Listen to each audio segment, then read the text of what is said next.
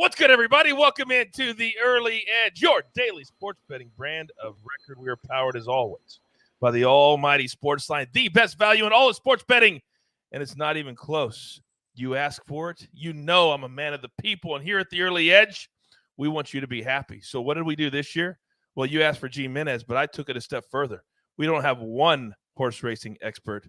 We've got two. Let's bring in the stars of the show. Look who we have. Oh, my goodness. Ladies and gentlemen, for the first time ever on the Early, please welcome Santa Anita simulcaster, and we're happy she's on our team this year. Michelle Yu, welcome to the show. Thank you. I feel like I have to pump up my energy to really match what's going on in this pod.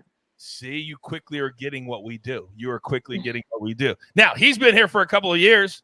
Gene Menez, our Sportsline horse racing expert and handicapper. Gene, welcome back to the Early Edge. Coach, it's been way too long. I'm so excited. It's Kentucky Derby week.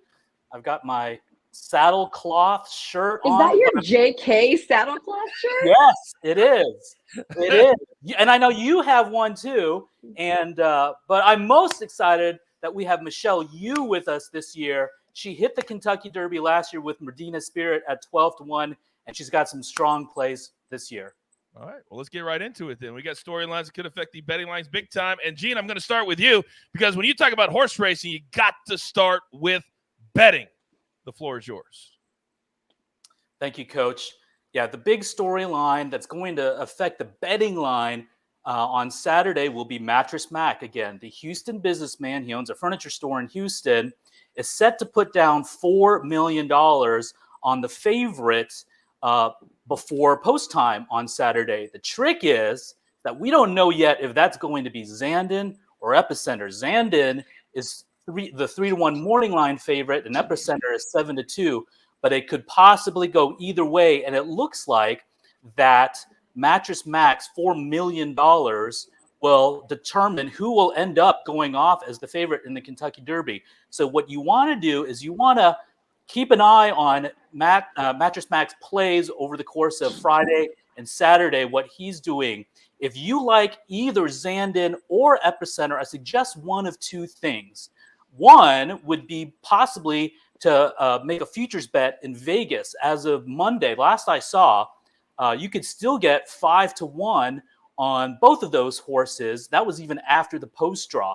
And that seems like much fairer odds than what you might get on Saturday. Number two, to better get value, if you like Zandon or Epicenter, is to play them in pools where Mattress Mac's money won't be, such as the Oaks Derby Double or the Turf Derby Double or Exactas with Zandon and Epicenter on top. So those are that's the storyline affecting the betting line on Saturday. Yeah, and make sure people understand, because we deal with Mattress Mac in all the sports that we do. I actually worked with him and his team when they were part of WrestleMania years and years ago. He's not a great sports bettor, okay? He's not a great horse bettor, okay? He just likes to bet a lot of money. So don't necessarily follow Mattress Mac. Follow my crew right here. By the way, in the chat, my man Jason says, Coach don't make the show. You do. Oh, I like it. Oh, well, you do that. All right, Michelle, we know it's all about the draw, where you start in these particular horse races. What storyline do you have for us? So really, I thought overall the draw was relatively neutral. We didn't see any crazy horses get in the inside. I think Modonigal is very well drawn there because he's a come-from-behind horse. The shortest way around the track is on the rail. So I don't have a problem with that. The horses to the outside didn't really have a chance anyways. And then the fastest horse, the speediest horse, probably Classic Causeway, he breaks and goes over. I was just shocked when I listened to social media and everyone's like, oh, Epicenter, chuck him out. I don't feel like the 3 is that big of a deal. Yeah, he might have to use a little bit of gas to get himself in the position that he likes. I also feel like he's kind of versatile. His whole thing is he's not really dynamic. He is more of just a grinder, but he's got an early lead type of grinding style, if that makes sense. So I didn't hate Epicenter's draw. I'm sure it's not ideal because what happens is when you break from the Derby, everyone outside wants to get over towards the rail. And then if you're not fast enough, you get moved too far back and then you're behind a wall of horses, making it hard to make up ground or make a trip. But I think Epicenter has natural talent, natural speed. I didn't think at all that his 3 draw meant choke him out, like apparently all of social media did. Well, and apparently I'd rather listen to your take than if Mattress Mac is betting on Epicenter just because he wants to throw it against the wall. All right, well, you guys didn't come here for all the storylines. You came here for the picks, and we've got a little bit of everything. We got doubles, we've got long shots, but first, we're so big now, we've got commercials. We'll be back after the break. This is your captain. Our mission, to seek out new life. Push the boundaries of what is known and what is possible. I'm standing on the surface of a comet. No one can know the future. One can only follow one's instincts. This crew can do anything. Let's show them what you got.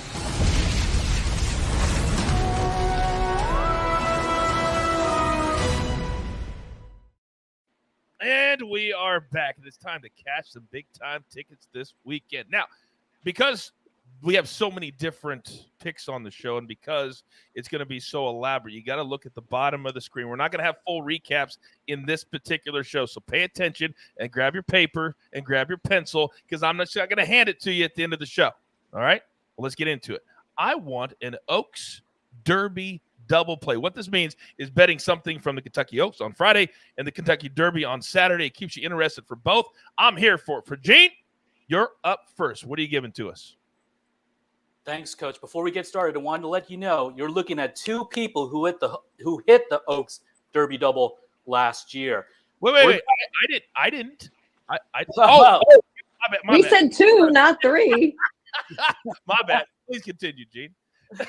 No problem. So the Oaks is a fascinating race. You've got 4 really strong contenders, and it's there's a possibility that it could be a more interesting race than the Derby. What my play in the Oaks Derby double is going to do is I'm going to throw out Echo Zulu, the 2-year-old champion filly. I don't like that she hasn't progressed this much this year. She's only made 1 start. She could definitely get better, but I'm not going to use her in the Oaks Derby double. But I am going to use 4 horses. Those are Secret Oath on the rail, Nest, the Ashland winner, Kathleen O, who dominated it at Gulfstream Park in Florida, and Shahama, the UAE Oaks winner, who's now trained by Todd Pletcher. And by the way, it looks like there's a forecast for rain tomorrow at Church, on Friday at Churchill Downs, which means that there could be a muddy track. And Coach, I want you to learn these 4 words: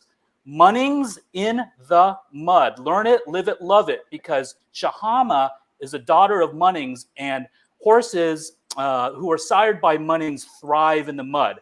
So those are my 4 Oaks horses. I'm going to connect them with 4 horses in the Derby.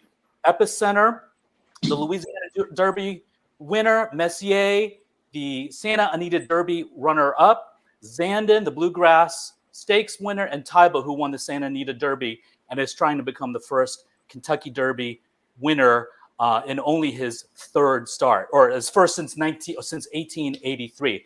So I'm going to connect those 4. A $2 ticket for that costs $32, Coach. Okay, very, very good. I told you had to have your paper and your pencil. You got to keep track of all this kind of stuff. All right, let's quickly move to Michelle's Oaks Derby double. What do you got? Gene, I can't believe that you chucked out Echo Zulu. I am a big Echo Zulu fan, so I had to go ahead and use her. You think that she didn't improve that much? I thought she showed heart and tenacity. She already had plenty of foundation because she ran so much and so superbly as a 2-year-old. If you go back and watch her 2022 debut, she just had her ears up like this the whole way around. That is a relaxed horse. At the end, they were trying to catch her, and she gutted down. You could tell she was tired. She is so much fitter for that race being under her belt. And if it rains, Churchill Downs has shown that if a horse is on the front end, they can carry that speed in the slop. A lot of these fillies have never been on an off track. They're not going to want to run into the mud that's being kicked back in their faces. Echo Zulu will still have white pants on. I like Echo Zulu. I'm going to use her along with Secret Oath, like you mentioned, and Nest and Kathleen O. So kind of the top horses, except I included the winner and you didn't. I got to be honest with you. She's a low-key savage, Gene. She's a low-key savage right now. I got to be honest. I got to be honest. We got 3 more sections, and right now she is doing work. All right, now, boy, I kind of like it. I'll be honest with you. Yeah, you didn't even let me talk about my Derby pick. That was just the Oaks. Oh my God! See, you were so good. You were so good. I forgot to let you. My apologies, Michelle. Please. That's okay.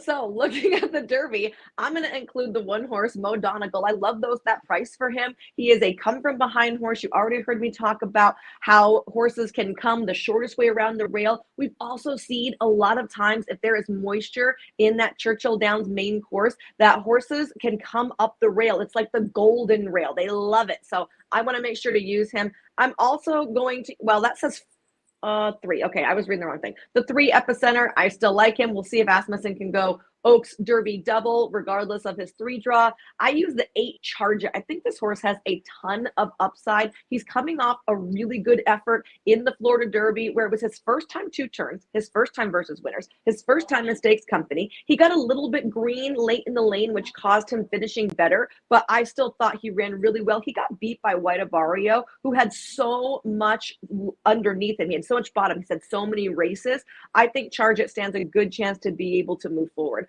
I'm also going to use Zandon, your bluegrass winner. I did include Taiba because if I didn't include Taiba after my Medina Spirit, like big thumbs up last year, I think Amr Zadan might never speak to me again. So I had to include him in there, although I'm really on the fence at if he's going to be just this complete freak that's so good or if he's going to be washed up off the track. And then I wanted to include White Barrio because he hasn't done anything wrong at all. He's got plenty of foundation into him. He's a kind of a cool, inexpensive horse story, which we always like to see. I mean, Taiba cost $1.7 million. So when you can look at some of these horses that cost $15,000, $30,000, or $40,000, I think that the general public really appreciates horses like that. A little bit blue collar. And then I'm going to go with my super quirky Cyberknife, who we keyed there in the futures at 50-1. He backed up our belief in him by winning the Arkansas Derby. I thought he did it in a very cool style. We have seen from him mentally, he is like a rowdy teenager. He wants to jump on all his friends and go play and hang out with the cheerleaders. But if he can like keep his mind on the end zone, this horse can score. I paused there for a second because I would encourage any of you listening right now live, if you want to learn about these horses and horse racing, rewind the last 5 minutes or so. 5 minutes or so, because it's amazing content. Now, we've talked about all the horses that we like, and we've only got 7 minutes left. 3 more sections. So we got to move here. This is what we do here at the Early Edge. So we're going to move into Derby, Trifecta, and Exacta options. Gene, go. So as I mentioned, Coach, the price on Zandon is too much juice to squeeze, right? He's 3-1. I like Zandon, so I'm going to play him on top in a trifecta. That is my strongest opinion, is that he's going to run well. So I have Zandon over 4 horses in second, over 10 horses in third. That will cost you $36. If you want to get a little creative, you can also play the 4 horses in second and swap them with Zandon in second. And that will also cost you $36. It'll cost you $18 if you want to play it for 50 cents. But that is my trifecta for the Kentucky Derby. Oh, it just warms my heart when you talk about trifectas, Gene Menez. Now, Michelle, did he not put the right winner at the top here? I mean, I guess if you like chalk. Do you need a glass of water, Gene? Let me just pass that to you. Especially when Mattress Mac is going to hammer him. Zandon could be like the best play. He could also be the worst play if he's the favorite, because if he's 3-1, if he ends up drifting up for some reason to 4-1, he's super playable. If this horse plummets down to 2-1 even money or something crazy because Mattress Mac goes nuts on him, he instantly becomes a don't play for me. Because the money's not going to be there, right? There's not going to be any value. Yeah. Correct? There's just like, it's hard to depend on him at that price. Let's see what I put. I put together something. I think I sent you like 2 different options for Exactas. I'm not sure which one you guys chose. There you All go. right. See, I don't like to, Gene actually has more cojones than I do. I don't like to pick a horse and just single them. I have very hard time making decisions. Like at dinner, I have to roll a dice to decide what we're going to eat. I'm the person that tells the waitress you pick for me. So to get away from doing that, I just took all my favorite horses and I put them in a box. As long as 2 of those horses finish first and second in any order of these 8 or 9 horses, we're good to go and we win. Yay! By the way, can you do basketball, baseball, and football handicapping too? I can do football. I hate baseball, so I can't talk about that. Right now, I could probably learn basketball, but football, I'm good. You want to do some fantasy? Oh, girlfriend, don't tease me, because right now I've got a whole stable of cappers right now watching. They're like, oh, he's getting ready to take my spot. That's what they're thinking at home right now. All right, let's get into it now. We need a long shot, and then we need a winner. So, Gene, give me somebody that we don't necessarily think is going to win, but if they do, oh, it'll be a nice little payday. Talk to me. There are many possibilities for this, but I'm going to go with Smile Happy. He's 20-1 on the morning line. He was one of the best 2-year-olds last year. As a matter of fact, after he won the Kentucky Juvenile at Churchill Downs in November, he was the early Kentucky Derby favorite. And he still could have been the either the top choice or maybe the second choice had he won the Bluegrass Stakes. He ended up finishing second, a good second to Zandon in that race. But I think that really positions him to do well on Saturday. He drew okay in the 5-hole. He's going to be able to save ground. He's got the foundation from his 2-year-old year, and he's fast. If he can find a way through, I think he can light up the tote board at 20-1. But if there's something I learned from our storyline just a couple of minutes ago, it's going to be like this. It's going to be like an accordion trying to get to that rail. Am I right, Michelle? Did I not listen? Yes. I did. Good job. Thank you. Now, I need an equally long shot from you, Michelle. Who do you got? I'm going to give you an equally long shot also at 20-1, but mine's going to be better because mine is actually going to run better than Gene's pick, and that is Cyberknife. Your Arkansas Derby winner. Brad Cox won the Derby last year, and that was via disqualification of Medina Spirit. He wants to win this year and go stand in the horseshoe and take his picture and dump champagne all over himself. So for sure, it's going to be Cyberknife trying to get it done for him. I love the price right here. I hope the price goes up. I hope people think he can't do it. I think that Cyberknife in his last 2 outs has shown huge mental leaps forward. If you're a numbers player, he's moved forward from that aspect as well. And I think that he's going to move forward yet again. His last work, if you like to watch workouts, or even if you don't know what a good workout is, his was good. If you don't know, go watch it. And then you can say, yeah, that was good. And you'll absolutely sound like you know what you're talking about. In fact, Gene, I think you and I should go head to head on our long shots. And like the loser has to buy the winner with a new JK shirts. Oh, you got it. Michelle, I have something for that. Whenever somebody calls out somebody else, we simply say, Gene, are you in? Or are Gene, are you in? I am definitely in, 100%. All right. Okay, so then, Michelle, you have to say, hey, jeweler, can you hit the music? Hey, jeweler, can you hit the music? It's gonna be a showdown. Oh, that feels so good. All right, so here's the bet. Here's the bet that whoever's horse finishes higher wins the showdown bet. We'll talk off air what the normal bet size is. You guys can work that out. But damn it, we've got a showdown right here on the show with our long shots. Now we've reached our final pick of the show. And Michelle, on this show, the final spot is coveted. It's the maestro spot, Larry Hartstein. He is our OG. So out of respect for Gene, who's been here since day one with our horse racing content, I've got to let Gene go last. So Michelle, could you please give me your Derby winner right here, right now? I am still going to stick with the tried and true, the horse that has done the most lifting, in my opinion, and that is the 3, Epicenter. He is not dazzling, and he's not a sparkling workhorse, but he has done nothing wrong at all. And I think it is time for Steve Asmussen to finally get his roses. Epicenter is the best horse for me. That's 7-2. Gino, bring us home. The maestro spot. Thank you, Coach.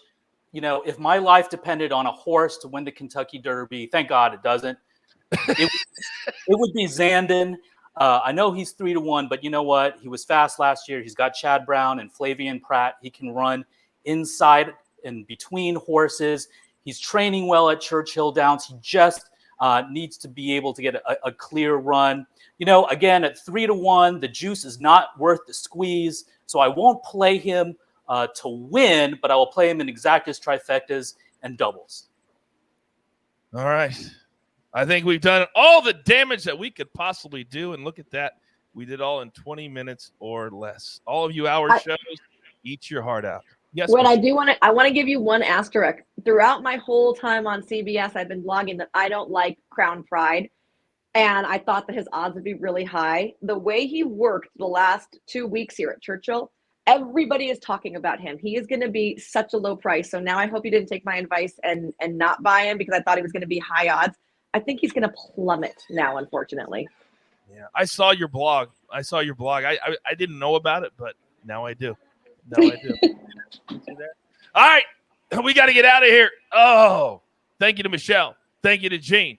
For all of you who ask us for this episode, you're welcome. I saw Brock in the chat saying, thank you for doing this. You're welcome. I tell you all the time, you reach out to us and you want a show, you want a sport, we're here for you.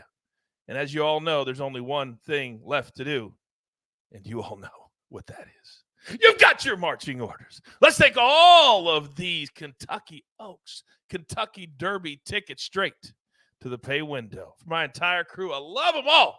Gene, Michelle, new to the show, and the jeweler behind the scenes putting it all together here at the brand. I am the coach. Tell all your friends, you want to be educated?